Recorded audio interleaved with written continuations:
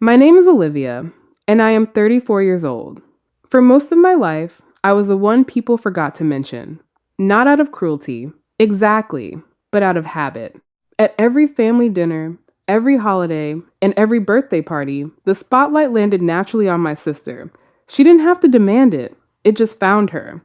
Have you ever felt like the invisible one in your own family? Let me know your story down in the comments. Drop a comment and let me know where you're listening from and what time it is for you right now. I'd love to know who's part of our community. We were at an exclusive gala at the Monterey waterfront. My sister, Madison, was the center of attention.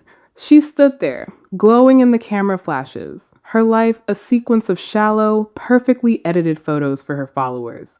I was standing right there, but to my parents, I was just white noise. My mother didn't introduce me as an award-winning architect. She simply handed me her phone and asked if I could fix the Wi-Fi password.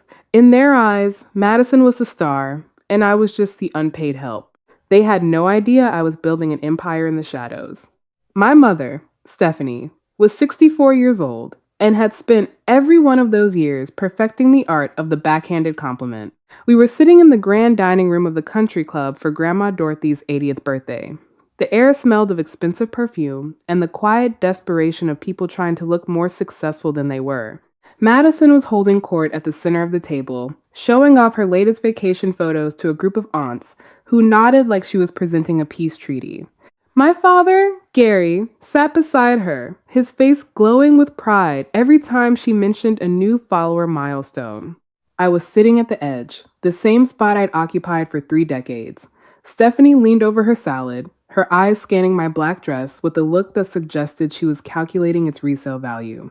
"You look nice, Olivia," she started, her voice carrying that familiar tone of manufactured pity. "It's a shame you have to work such long hours in that little rental apartment in the suburbs. It must be so isolating." Madison chimed in, not looking up from her phone. "At least it's cheap, right? You're so lucky you don't have the overhead of a real house." Jackson and we were just saying how much we admire your minimalism. She said the word like it was a synonym for poverty. The table went quiet, a dozen pairs of eyes landing on me, waiting for the defensive stutter they were used to. I didn't stutter. I set my glass down on the white tablecloth with a precision that matched the blueprints I had spent the last decade designing. I looked directly at Stephanie. "Actually, Mom, I moved out of that apartment 2 months ago. I just closed on a historic mansion in Pacific Heights, San Francisco." The silence that followed was heavy and absolute. Stephanie's fork stopped halfway to her mouth. "Pacific Heights? That's where the tech billionaires live. You can't afford that." "The purchase price was $12 million, I said, my voice as flat as a balance sheet. "I paid for it in full, cash." The room felt like it had been sucked into a vacuum. Madison, who had been mid-sip, literally spit her champagne back onto her crystal plate. My Uncle Jason let out a long, low whistle from the far end of the table. "12 million? Well, well, well, Olivia. I guess we've been looking at the wrong sister all these years." My father's face drained of color until he looked like he'd seen a ghost. He stared at me as if I were a stranger who had just walked into his house and claimed the furniture. This was the power flip. The moment the hierarchy shattered, I stood up, smoothing my dress. I didn't stay to watch them scramble for words. I didn't need their questions or their sudden, greedy curiosity. I walked out of the room, the sound of my heels clicking against the marble floor, the only thing filling the silence. The interior of my high-tech electric car was a sanctuary of silence, a soundproof capsule cutting through the San Francisco fog. I didn't cry. Crying is an emotional expenditure I could no longer justify on a family that saw me as a line item rather than a human being. I pulled over near a lookout point where the Golden Gate Bridge stretched across the dark water, its orange cables glowing like hot wires in the mist. I leaned back against the headrest and pulled out my phone. My heart wasn't racing.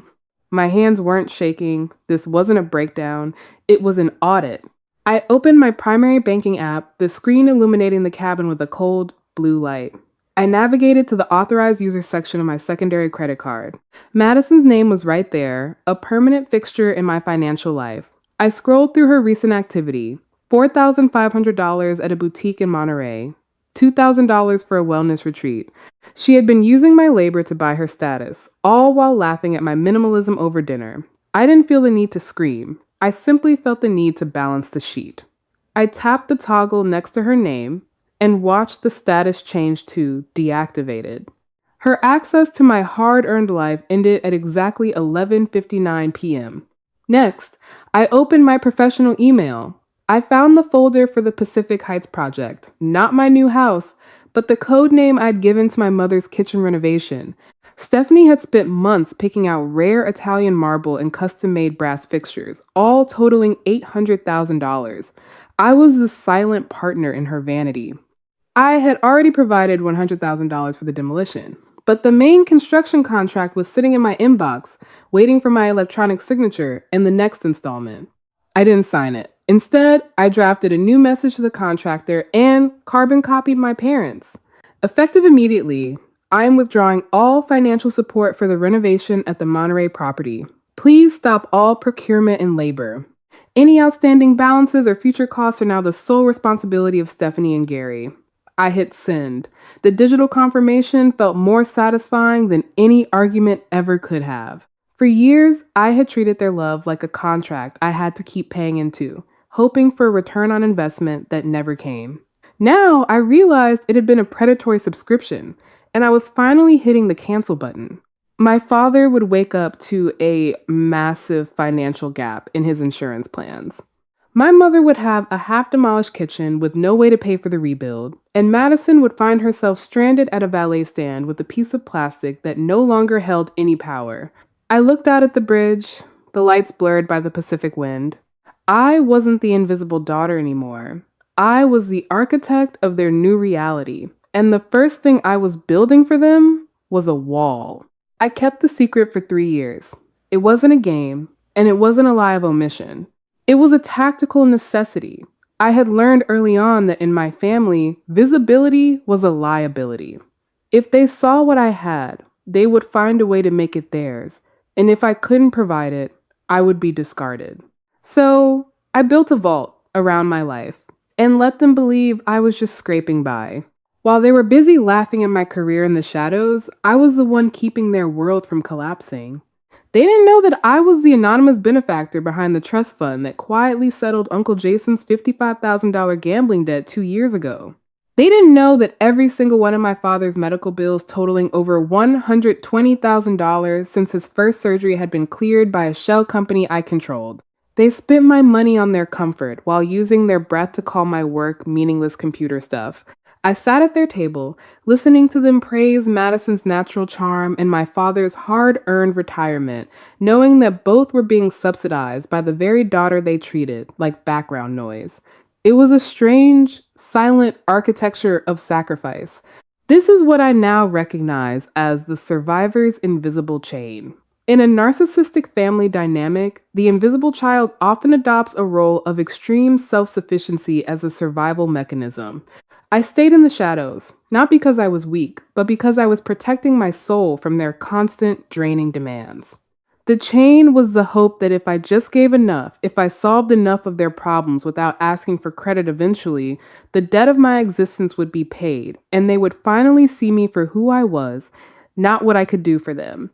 But that day on the porch, hearing them laugh about how I had finally become useful, the last link in that chain snapped. I realized my compassion had been a luxury they'd overdrafted for years. I had been the silent investor in their version of family, footing the bill for a love that was purely transactional. Now, the bank was closed. I stared at the dark water of the bay and realized that the only person I needed to prove my worth to was the woman who had built this life alone. This wasn't a family drama anymore. This was a hostile takeover of my own future. I met Grace in her office on Montgomery Street, where the skyscrapers of San Francisco cast long, sharp shadows over the pavement. She has been my legal counsel and my only real confidant since we were both 22, carving our way through a world that didn't hand out favors. She didn't offer me coffee. She didn't offer a platitude. She simply slid a thick, white folder across her mahogany desk with the clinical grace of a surgeon. Olivia, we have a problem that goes beyond a half-finished kitchen, Grace said, her voice dropping into a register that usually precedes a lawsuit. I opened the folder. The first thing I saw was a copy of a contract.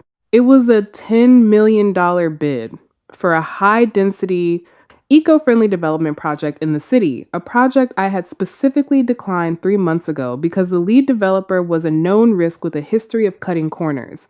I scrolled to the final page.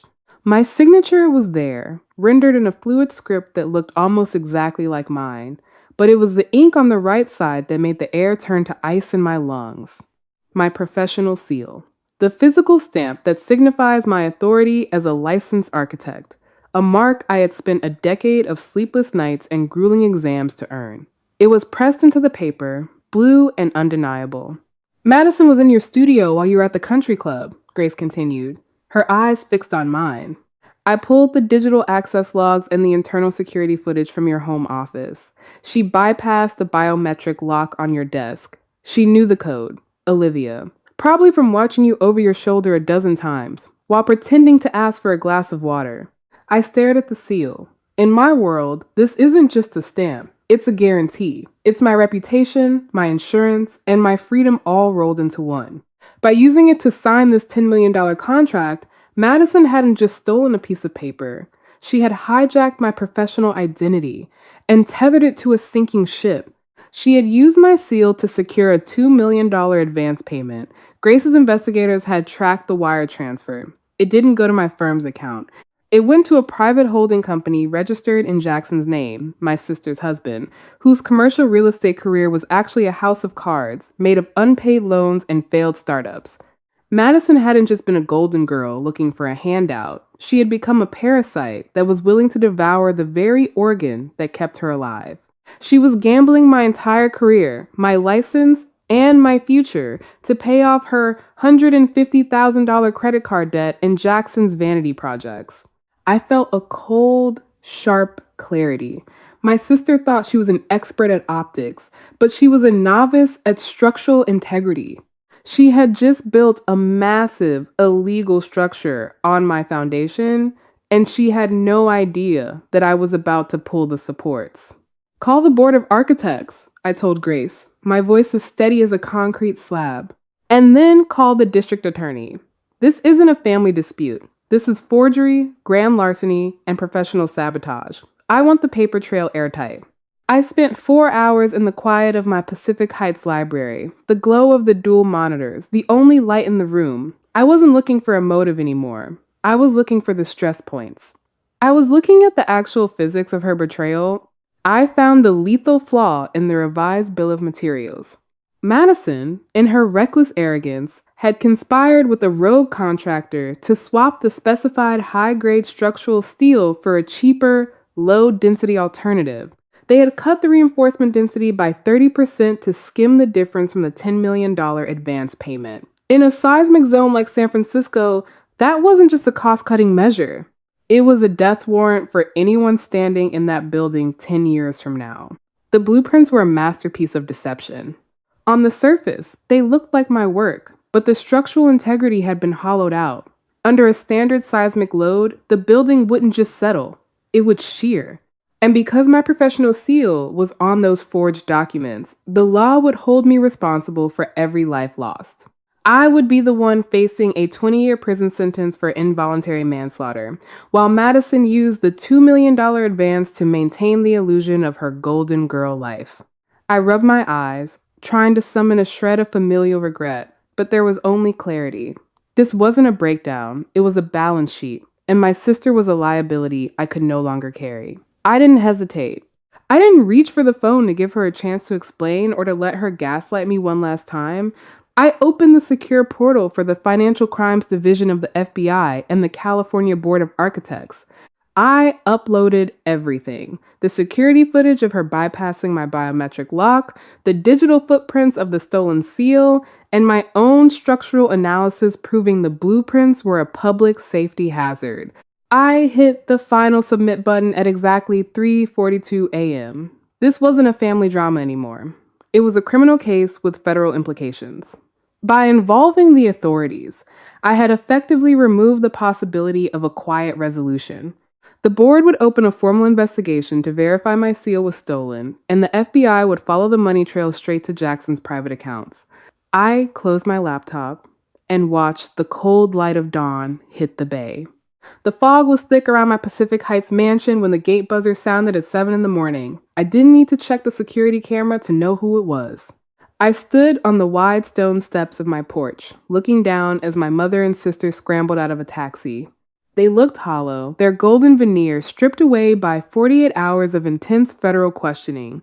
Madison didn't try to take a photo for her followers this time. She collapsed onto the cold pavement of my driveway, her knees hitting the stone with a dull thud. "Olivia, please," she sobbed, her voice raw and stripped of its rehearsed sweetness. "They are talking about 10 years, Olivia. 10 years in a federal facility for a mistake." It was not a mistake, Madison," I said, my voice as precise and cold as a blueprinted line. "It was a calculated identity theft. You bypassed my biometric security, used my digital credentials to forge my signature, and approved a structural design that is a public death trap. You traded human lives for a $2 million advance." My mother, Stephanie, grabbed the wrought iron railing of the stairs, her grip frantic. "She is your sister, Olivia. You have to tell them it was a misunderstanding. You have to withdraw the report to the board. We will lose everything if you do not stop this now." I looked at her, and for the first time in 34 years, I didn't feel the need to shrink. I didn't see the mother whose approval I had once begged for. I saw a bad investment that had reached its maturity date. "I already told you both at Grandma's birthday party. The bank is closed. My compassion was a luxury you overdrafted years ago." I reached into the pocket of my coat and pulled out a single, legal-sized envelope. I didn't walk down to hand it to them. I simply dropped it on the top step and watched it flutter down toward them. Since I stopped making the mortgage payments on the Monterey house 6 months ago, the bank has initiated foreclosure. I've been redirecting every bank notice and warning to my private office while you lived here in blissful ignorance. This morning, the redemption period officially expired. The bank has sold the debt, and that is an official sheriff's eviction notice. You have 14 days to vacate the property. Madison looked up, her eyes wide with a mixture of shock and entitlement that even the threat of prison couldn't fully erase. "You are throwing us on the street? After everything we did for you?" "What exactly did you do, Madison? You treated me like white noise for 3 decades. You ignored my achievements, mocked my life, and then had the audacity to commit federal wire fraud by hijacking my professional identity to pay for your vanity." I stepped back and gripped the heavy brass handle of my front door. "You wanted me to be the invisible sister. You wanted me to stay in the shadows so you could shine. Well, you got your wish." I looked Madison directly in the eyes. "I am finally going to be completely quiet for you. I will not say a word to the FBI, and I will not say a word to the judge. Now, go and enjoy the silence of a prison cell." I closed the door. The sound of the deadbolt engaging was a final, heavy click that signaled the end of our transaction. I didn't stay to hear them scream. I didn't stay to watch them crumble. I walked into my quiet, $12 million home and realized that for the first time in my life, the noise had finally stopped. I didn't stay in the $12 million mansion for long. It was a monument to a war I had already won, and the air still felt thick with the memory of their begging. 6 months after the sentencing, I sold the property and moved to a quiet brownstone in Brooklyn. It has uneven floorboards, a small studio filled with natural light, and a garden where I can actually hear the birds. There are no status symbols here. There is no performance for an audience of followers who do not care. Just a life that feels entirely mine. Madison is currently serving 7 years in a federal facility for her part in the theft and structural fraud. My parents moved to a 1-bedroom rental in a town 3 hours away after the bank sold the Monterey property at auction. I do not track their lives anymore. I do not respond to the infrequent letters they send through their court-appointed lawyer. My peace is no longer a resource they are allowed to overdraft. This was never about revenge. It was about accounting, and their debt to me is finally settled. I used a portion of the proceeds from the Pacific Heights sale to establish the Dorothy Hayes Foundation. We provide full scholarships for 12 young women entering the field of environmental architecture every year.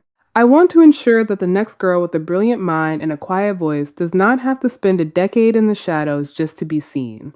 To anyone who has ever felt like the invisible one, like the background noise in someone else's highlight reel, this is for you. You do not need their spotlight to be luminous. You do not need their permission to build something that lasts. The most powerful person in any room is the one who is busy creating, while everyone else is busy performing. Stop seeking validation from people who only see you as a tool for their own vanity. Your worth is not a collective decision. It is a private fact. Ghost is curled up at my feet right now, his one ear twitching as he dreams. I am sitting at my desk, hand drawing the blueprints for a new community school. For 34 years, I lived for the recognition of people who did not even know who I was. Now, I live for the work. I am finally at my most brilliant, not because I have a mansion or a title, but because I am no longer living for anyone else's applause. Don't let bloodlines become the chains that hold back your dreams. If you believe in justice and the power of quiet resilience, share this story.